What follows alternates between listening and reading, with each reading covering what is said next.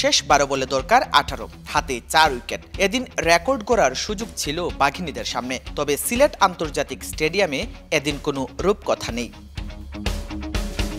১২ রানের আক্ষেপ, সাথে জোড়া 50 হাতছাড়া। টস হারাটাই কি কাল হয়ে দাঁড়ালো বাংলাদেশের জন্য? ৭টার মতো ক্যাচ মিসের পরেও দারুণ এক জয় তুলে নিল টিম আয়ারল্যান্ড।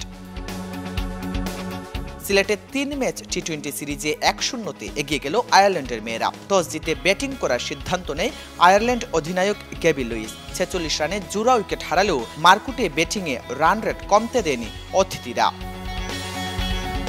তৃতীয় উইকেট জুটিতে আইরিশদের রেকর্ড গড়া পার্টনারশিপ লেয়াহ পলকে নিয়ে অধিনায়ক গ্যাবি লুইস যোগ করে ১০৭ রান। ওই জুটি ভাগ্য নির্ধারণ করে দেয় অতিথিদের। লুইস ৬০ আর লেয়াহ করেন ৭৯।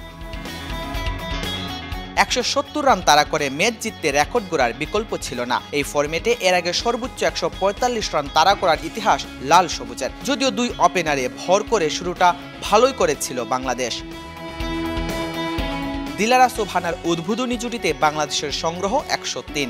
ওপেনিং পজিশনে এটাই বাংলাদেশের সর্বোচ্চ। তবে ১৩তম ওভারে সোবহানা ফিরলেই ছন্দপতন ঘটে স্বাগতিকদের। 50 থেকে ১ রান দূরে থামেন দিলারাও।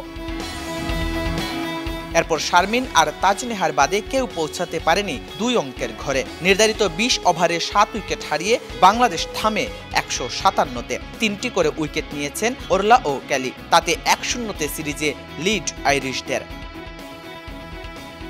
ম্যাচ হারলেও বাঘিনীদের প্রতিদ্বন্দ্বিতা করার মানসিকতায় খুশি দর্শকরা। দ্বিতীয় ওয়ানডেতে রাখছেন ঘুরে দাঁড়ানোর প্রত্যাশা। ইজি ম্যাচটা হারছি, কারণ লাস্ট দ্বিতীয় ওভার লাগে ১৯ রান, যে জায়গায় একটা ওভার মেডেন। ওভারে যদি কিছুটা স্যাক্রিফাইস করে অর্ধেক হাফ রান হয়ে যেত, তাহলে অবশ্যই লাস্ট ওভারে আত্মবিশ্বাসে জয় নিয়ে মাঠ ছাড়তাম। একটা আগের ওভারটাই মিস করে বসলো, এই ওভারটার জন্যই আমরা হারা, তাহলে আমাদের জিততাম আমরা। এরা ভালো খেলেছে, আশা করি নেক্সট ম্যাচে ওরা ঘুরে দাঁড়াবে। ৭ তারিখে সিরিজ বাঁচানোর মিশনে নামবে নিগার সুলতানা জ্যোতির দল। জয়ন্ত কুমার দাস, সময় সংবাদ, সিলেট।